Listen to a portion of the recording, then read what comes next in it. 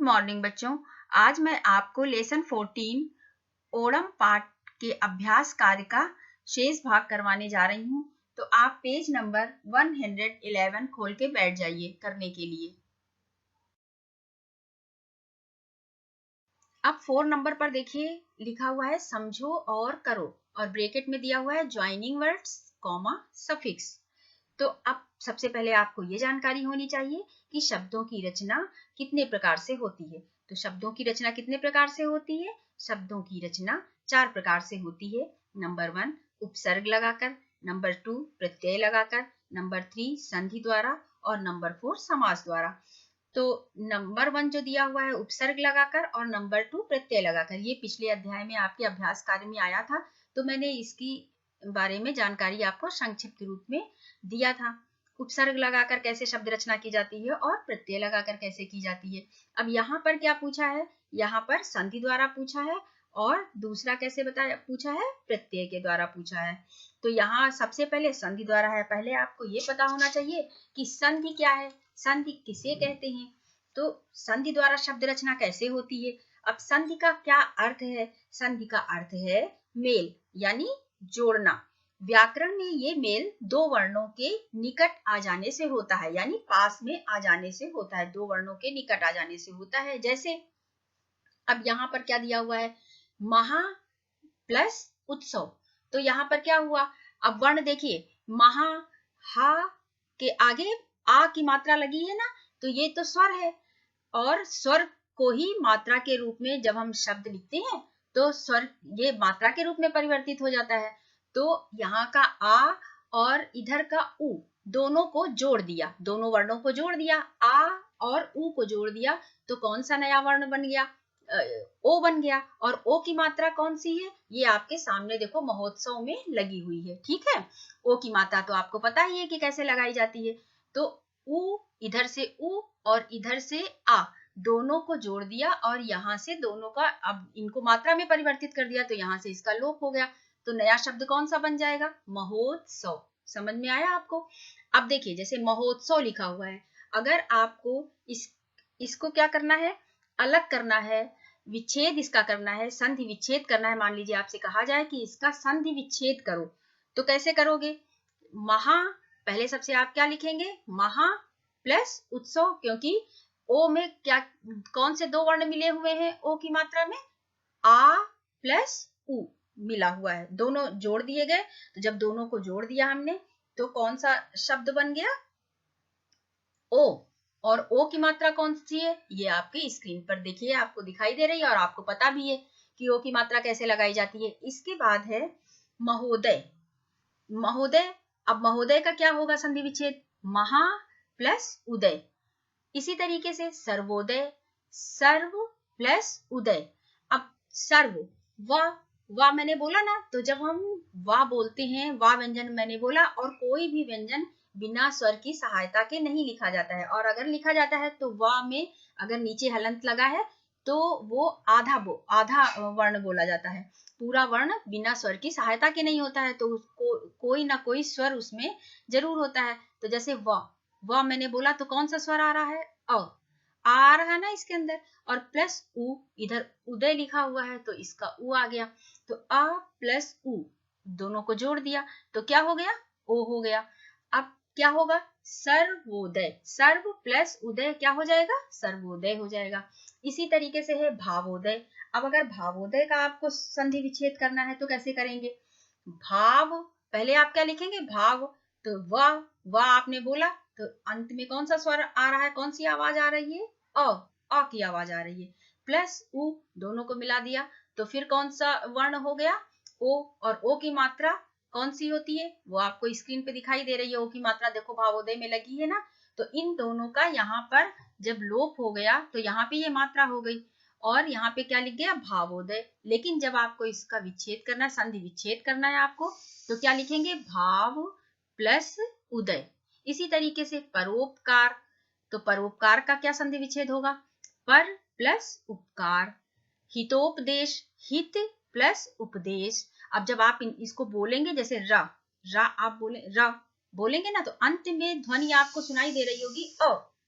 आ के स्वर, आ स्वर की ध्वनि आपको सुनाई दे रही होगी, आ प्लस उ, तो अ प्लस उ क्या हो गया, ओ, और ओ की मात्रा कैसे लगाई जाती है ये आपको पता है, तो पर, रा व्यंजन के बाद में ओ की मात्रा यहाँ पे लगा दी गई और यहाँ से उ का लोप कर दिया गया और ये उ मात्रा में आ गया ना, मात्रा में जुड़ गया, तो यहाँ पे क्या हो जाएगा, परोपकार। इसी तरीके से हितोपदेश, हित त त आप बोलेंगे तो आ की ध्वनि सुनाई दे रही है ना, आ का स्वर सुनाई दे रहा है और प्लस उ आपको लिखा दिखाई दे रहा है, अ प्लस उ क्या हो जाएगा, ओ, और ओ की मात्रा ये है, तो अब दोनों को जोड़ के यहाँ पे मात्रा लगा दिया गया ता के ऊपर, तो क्या हो जाएगा, और यहाँ से पूरा पदेश ये ले लिया गया और हितोपदेश हो गया पूरा। जब हमने दोनों को जोड़ दिया तो क्या हो जाएगा, हितोपदेश, और अगर इसका संधि विच्छेद किया तो क्या हो जाएगा, हित प्लस उपदेश। आपको समझ में आ गया। तो अब जैसे लिखा हुआ है महोत्सव, तो आप इसका संधि विच्छेद कैसे करेंगे, महा प्लस उत्सव। इसी तरीके से महोदय, महोदय का क्या होगा, महा प्लस उदय। सर्वोदय का क्या होगा, सर्व प्लस उदय। भाव क्या होगा, भाव प्लस उदय। परोपकार का क्या होगा, पर प्लस उपकार। हितोपदेश का क्या होगा, हित प्लस उपदेश। ये आपको समझ में आ गया। अब ये तो हो गया ज्वाइनिंग वर्ड, संधि विच्छेद, जो मैंने ऊपर आपको बताया था ना, ये हो गया। ठीक है, अब इसके बाद है प्रत्यय, सफिक्स।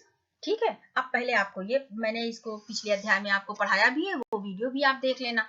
और अब प्रत्यय किसे कहते हैं, सबसे पहले तो आपको ये पता होना चाहिए। तो अब ये प्रत्यय लगाकर शब्द रचना की जाती है, नए शब्द का निर्माण किया जाता है। तो कुछ शब्दांश ऐसे होते हैं जो शब्दों के अंत में लगते हैं, कुछ शब्दांश ऐसे होते हैं, शब्द के अंश ऐसे होते हैं जो शब्दों के अंत में लगते हैं। इन शब्दांशों का अपना कोई अर्थ नहीं होता है, कुछ अर्थ नहीं होता है, और ना ही इन्हें स्वतंत्र रूप से प्रयुक्त किया जाता है, परंतु इनके योग से, परंतु ये शब्दांश अगर शब्द में जुड़ जाते तो इनके योग से एक नया शब्द बन जाता है। जैसे यहाँ पे कौन सा नया शब्द बन गया, प्रकृति प्लस इक, इक प्रत्यय जुड़ने से यहाँ पे क्या बन गया, प्राकृतिक हो गया। इसी तरीके से प्रकाशित कैसे हुआ, प्रकाश प्लस इत प्रत्यय जोड़ दिया गया, तो यहाँ पर क्या हो गया, प्रकाशित। विज्ञान, विज्ञान शब्द में इक प्रत्यय जोड़ दिया गया, तो यहाँ पर क्या हो गया, वैज्ञानिक। आने प्लस वाले, वाले शब्द जोड़ दिया गया, तो यहाँ पर क्या हो गया, आने वाले। इसी तरीके से धनवान, धनवान कैसे हुआ, धन, धन में कौन सा प्रत्यय जोड़ दिया गया, वान प्रत्यय जोड़ दिया गया, तो क्या हो गया, धनवान। इसी तरीके से शक्ति में मान प्रत्यय जोड़ दिया गया, तो क्या हो गया, शक्तिमान। समझ में आया आपको। यहाँ पर कौन कौन से प्रत्यय जुड़े हुए हैं, इक, इत, इक, वाले, वान, मान। इन प्रत्यय को इन शब्दों में जोड़ दिया गया तो एक नए शब्द की रचना हो गई। जैसे प्रति प्लस इक, प्राकृतिक, प्रकाश प्लस इत, प्रकाशित, विज्ञान प्लस इक, वैज्ञानिक, आने प्लस वाले, आने वाले, धन प्लस वान, धनवान, शक्ति प्लस मान, शक्तिमान। अब नंबर 5 पर देखिए, लिखा हुआ है दिए गए शब्दों से वाक्य बनाओ। तो सबसे पहले कौन सा दिया हुआ है, ओणम। ओणम से कौन सा एक वाक्य बनाना है आपको, तो ओणम केरल का प्रमुख त्योहार है। दूसरे नंबर पर दिया है नारियल, तो नारियल से कौन सा वाक्य आप बनाएंगे, नारियल का पेड़ लंबा होता है।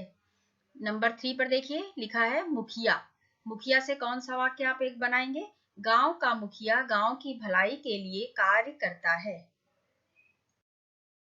इसके बाद है विषय संवर्धन गतिविधियां, इसमें है सब्जेक्ट इनरिचमेंट एक्टिविटीज। तो फर्स्ट नंबर पे कौन सा है, भारत में अनेक प्रकार के नृत्य हैं, जैसे केरल का कथकली। इसी तरीके से दिए गए चित्रों को पहचानो और सही जोड़े बनाओ, ऐसा लिखा हुआ है। तो आप अपनी टेक्स्ट बुक में देखिए। अब जैसे इसमें लिखा हुआ है मणिपुरी, तो चित्र बना हुआ है, उसी के वहीं से आपको मणिपुरी से रेखा खींचते हुए ले जाना है और जो नृत्य है वहां तक खींच देना है। इसके बाद है गरबा, तो गरबा कहाँ का है, गुजरात का है। तो यहाँ पर भी आपको डांडिया देखिए वहां बना हुआ है ना चित्र में, तो वैसे ही गरबा से आप पेंसिल की नोक लेके जाइए और यहाँ तक रेखा खींच दीजिए।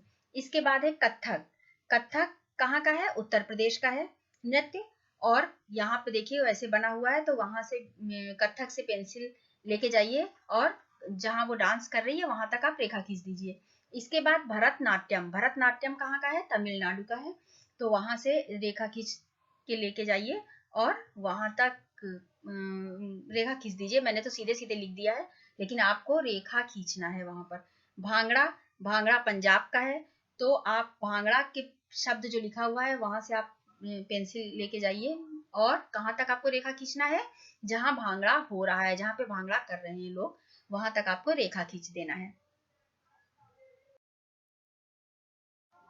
अब इसके बाद देखिए लिखा है विशेषताओं से त्योहारों को पहचान कर उनके नाम लिखो। अच्छा बच्चों, जो मैं आपको विषय संवर्धन गतिविधियां ये करवा रही हूँ, तो आप अच्छे से इनको लर्न भी कर लेना, क्योंकि मैं इसको पूछ भी सकती हूँ, तो आपको ये याद होना चाहिए।